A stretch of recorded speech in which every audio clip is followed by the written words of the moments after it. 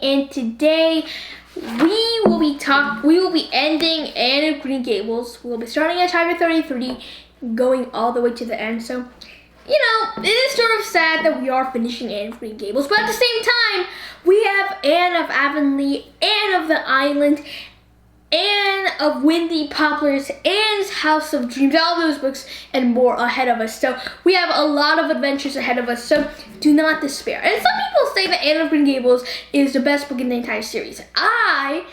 Some people are biased towards it. I have no idea why. I've read the other books before Anne of Green Gables, and personally, I think that every book is they're all just simply amazing. So I don't think that there's like one really good book in the series. All of them are really good.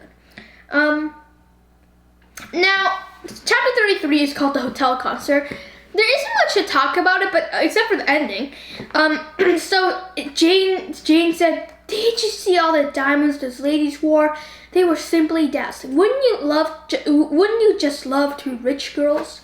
And Anne said that they were rich, right? And that they were happy as queens, and that they've got all imagination. So what do you think? If you were in Anne's position, do you think you would say, "But we are rich and we're as happy as queens," or do you think that you would say, "Yeah, I would love to get my hands on some of those diamonds. Yeah, I would love to be rich." How do you think you would have responded? And also, Anne said, "Look at the sea. Quote, we couldn't enjoy its loveliness anymore if we had millions of dollars and ropes of diamonds." Do you think that's true? Well, first, I'm going to answer the second question. Maybe not. Like a rich person, and I'm not saying that this is like the right thing, the right idea. I definitely get where Anne's coming from. And that's like the right way to think. You shouldn't be thinking, only the rich can enjoy this. You have to think more positive. Now, do you think that diamonds would comfort you, as Jane said, or do you think that they wouldn't comfort you, as Anne said? I'm not saying that diamonds would be like the. I'm not saying that money is the key to everything, but diamonds would rather be very, sort of comforting, right? Anyway, chapter 34, A Queen's Girl. Marilla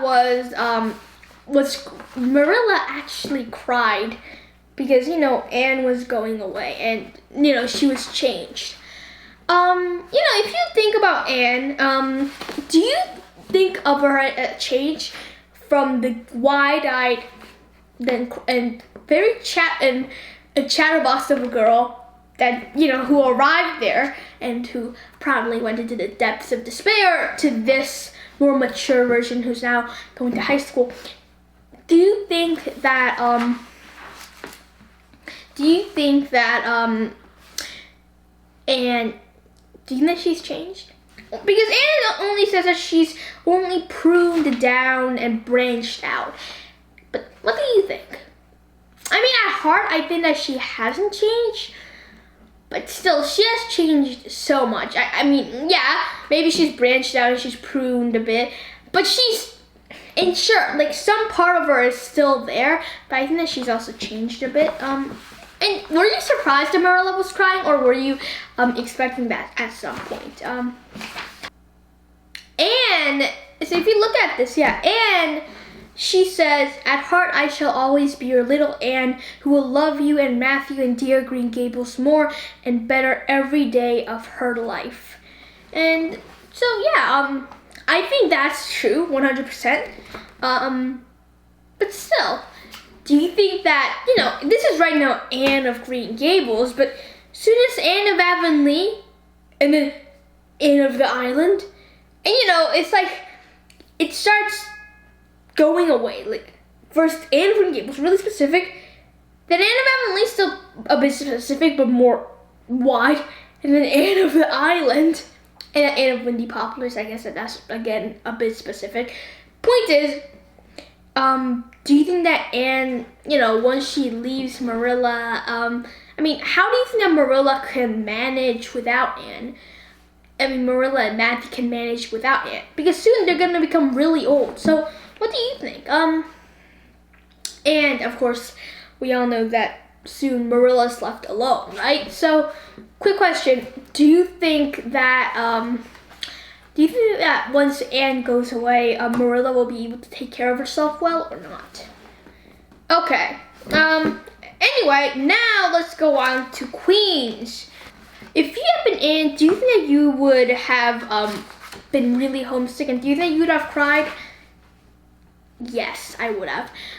This is mostly because I'm not really comfortable with being separated, but mostly it's just such a strange new place so far away. It's like it's just like I'm heading into this like new thing that who knows what it's going to be, right? And I think that just the prospect of that would be enough to maybe not cry, but at least get really panicked and terrified, 100%. Do you think that Anne could win the Avery Scholarship, or do you think that that's not gonna really happen? And Anne's really smart, but still, this is the Avery Scholarship. At the same time, I think that there might be a reason why Ellen Montgomery decided to mention this. But still, what do you think? What did you think when you were reading it? Did you think that this was just going to be some other trick that Ellen Montgomery? Do you think this was just going to be something else that Anne will really hope for but never get, or do you think that she will actually get it?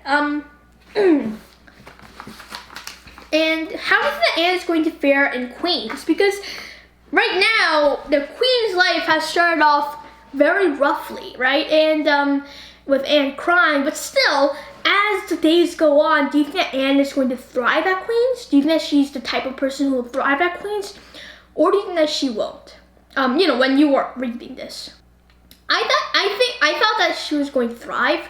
Mostly because, Anne's resilient, and, and also, along with that, it's like, Anne did well until, Anne did well in her school, so there's no reason why she couldn't do well here. But at the same time, she might be too homesick to perform well. So I wasn't very sure, but she went pretty well.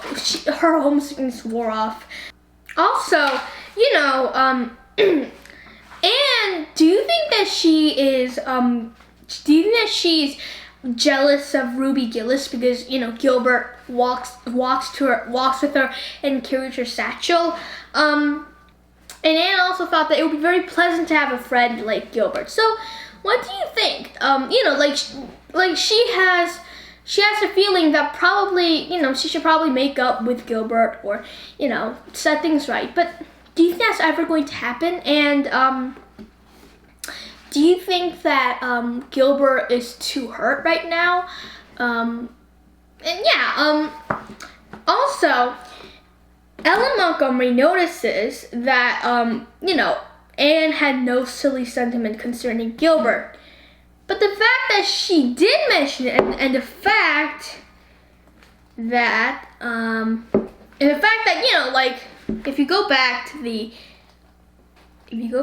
to An Unfortunate Lily Maid, chapter 28, you get to here.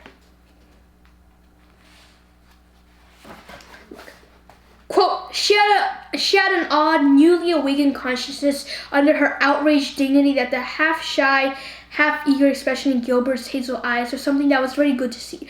Her heart gave a quick, queer little beat.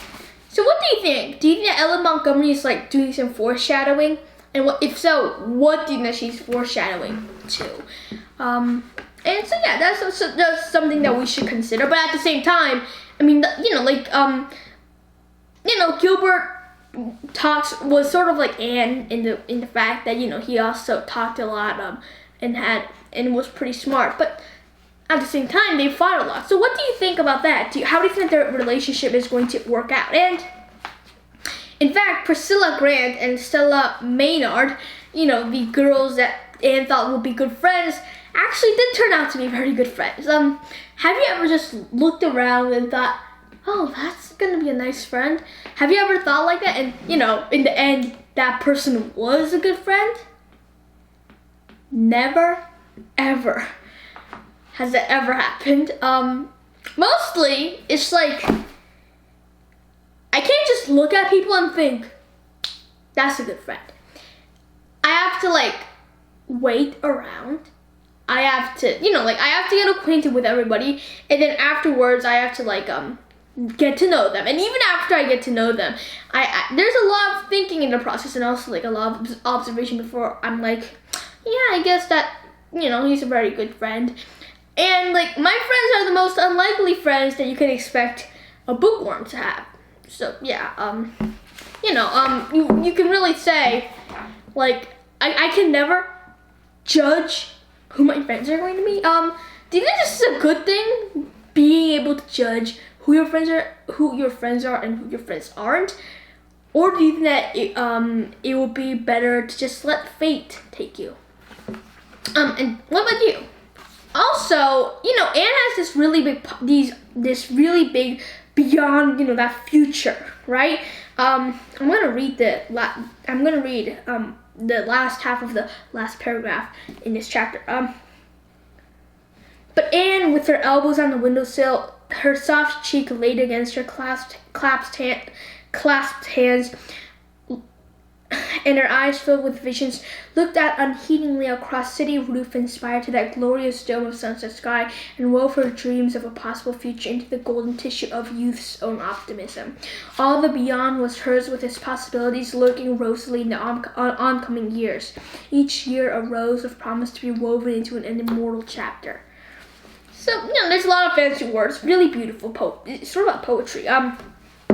Point is though, when you look into your future, are you optimistic? Do you think that there's, quote, possibilities lurking rosily in the oncoming years? What do you think? And what do you think? How do you think that Anne's future is going to play out? Do you think that she will become a teacher? Do you think that she'll pursue higher education?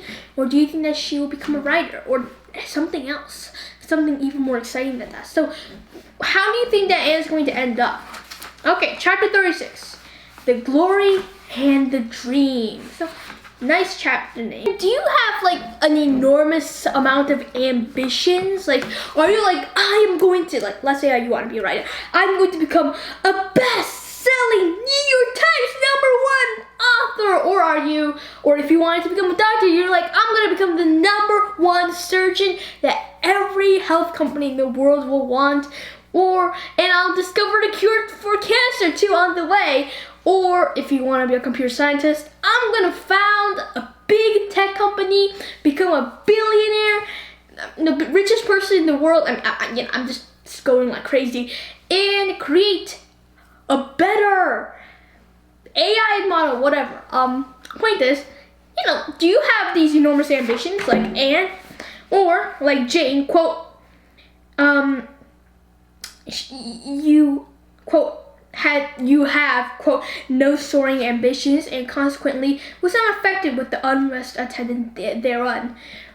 And then Ellen Montgomery goes on to say, for we pay a price for everything we get or take in the world, and although ambitions are well worth having, they are not to be cheaply won, but exact their dues of work and self-denial, anxiety and discouragement. And meanwhile, Anne has a lot of big ambitions, so yeah, self-denial, work, anxiety, discouragement. Yeah, that's why she was pale and quiet, right? So, what do you think? Do you think that ambitions are worth having? And they don't have to be big; they can be small. But what about big ambitions, like the enormous ones that everybody wants to have? But think about it. Millions of people have wanted to become best-selling authors. millions don't become best-selling authors. So if you think about it like that, what do you think? I mean, do you think that like those types of like enormous ambitions are worth it or not? And if you want to learn more about goal setting and how it can be sort of bad, check out Atomic Habits. But anyway, that's another book for another day. Let's go on. Let's just talk about chapter 36. Still, I think that ambitions are mostly worth it. But yeah, do you believe that ambitions pay their exact their dues of work, anxiety, discouragement, etc.?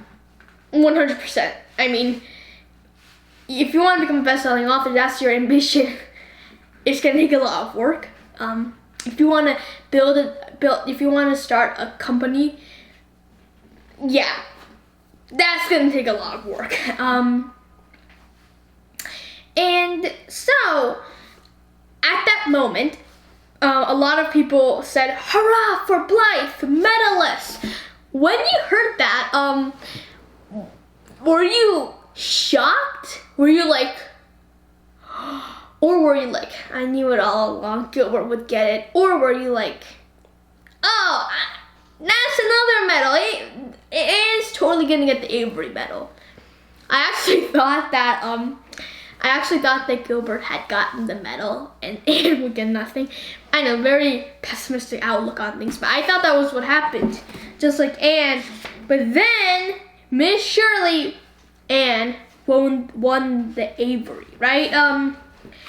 And then Anne said, Anne felt dismayed when she learned that Gilbert would teach, because, and you know, Anne was sort of thinking about Redmond College, but that's not gonna happen. I mean, what I mean is that's not gonna happen with Gilbert, right?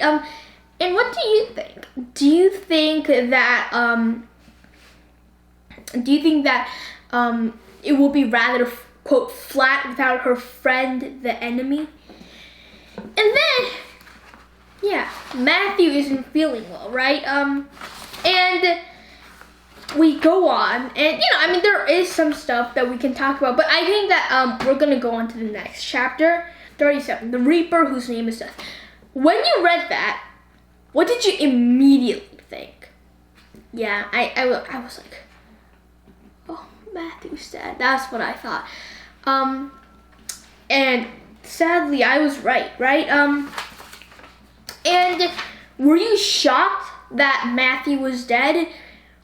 Or, you know, once there was some stuff about his heart troubles, the fact that, you know, he was really old and aging, did you immediately think, okay, Matthew is going to pass out, pass away. And how did you think that Anne was going to react to this?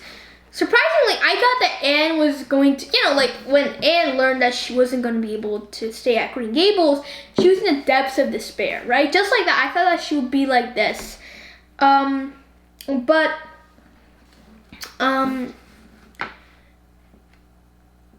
you know, and Anne does cry a lot. And you know, she is very, very, very upset. Like, I'm pretty sure this is the number one thing that she's ever been upset about.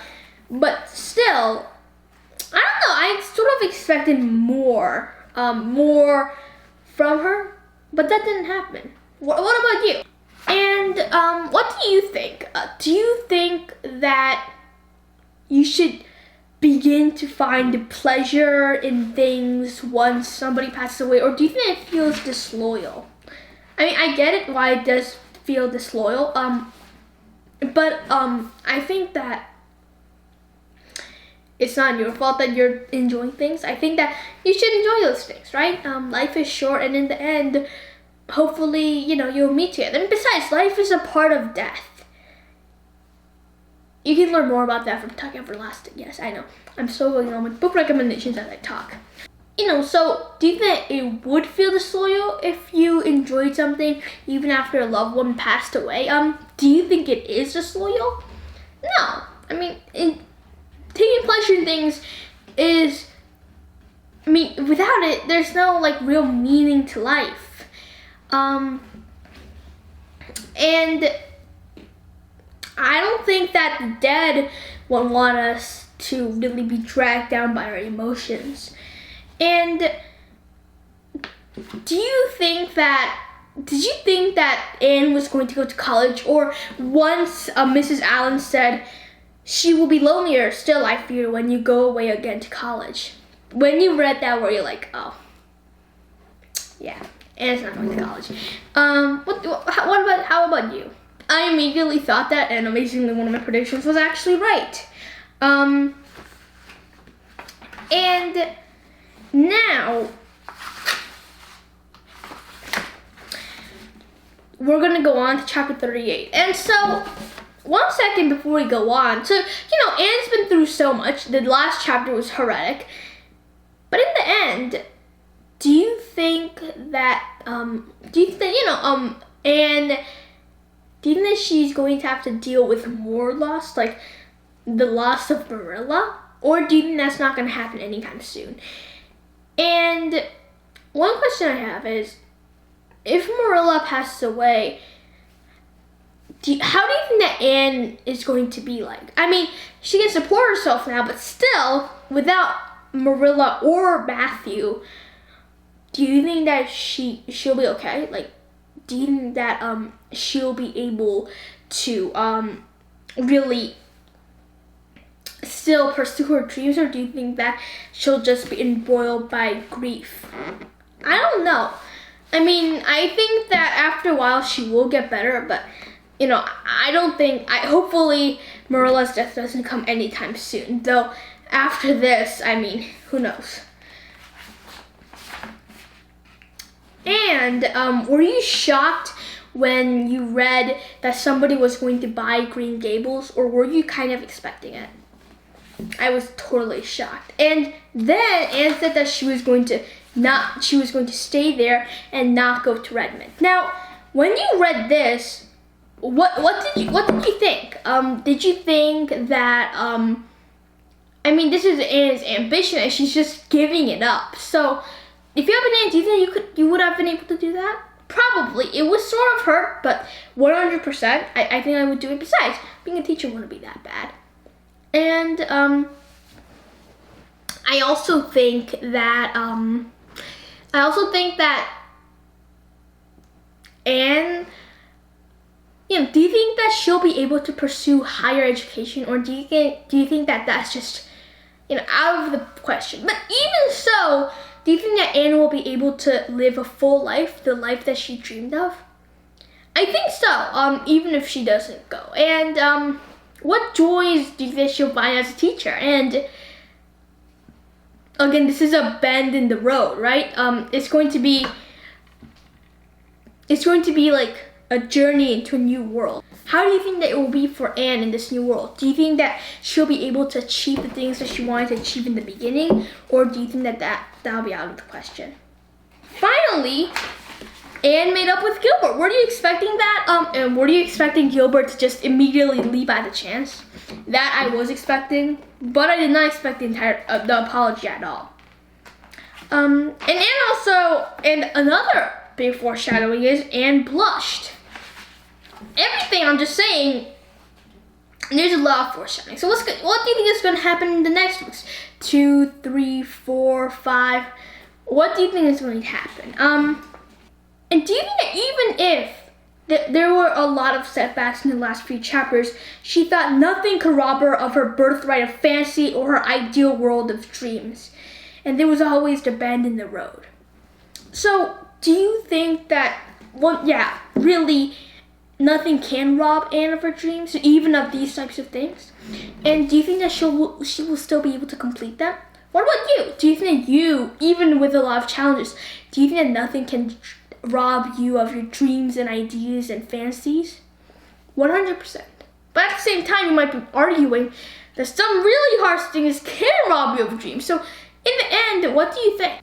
So, that was Anne of Green Gables. I hope that you really enjoyed this book. Do you think you're going to read the next book? And, Anne's gone such a long way in Anne of Green Gables. So if this happens by the end of Anne of Avonlea, how do you think that she'll have changed? What about the end of Anne of the Island? How do you think that she'll have changed? And do you think that, and do you think that she'll continue to stay in Avonlea, or do you think that she will go to somewhere else? And what about Marilla? What do you think will happen to Marilla? What new adventures do you think will be awaiting Anne? How do you think that she's going to fare as a teacher? Well, we're gonna find out about all of that in the next book, Anne of Avonlea, which I've also made a book club about it. I don't know if these videos are gonna be uploaded first or those videos are going to be uploaded first, but whatever the case, I'm so excited to talk about these two books. So yeah, Anne of Green Gables, we finished. Now on to Anne of Avonlea. So it doesn't really feel like we're like losing something, because we're going straight on to Anne of Avonlea. And immediately, Anne of Avonlea just makes you dive right in. So I think that you're really going to enjoy Anne of Avonlea. So we finished Anne of Green Gables. We're going on to Anne of Avonlea. Then we're going to be going on to Anne of the Island. I might not actually talk about that book, but it'll still be very interesting. And soon, who knows what we're going to be talking about. Well, I hope that you enjoyed these videos about this amazing book, which is now down there.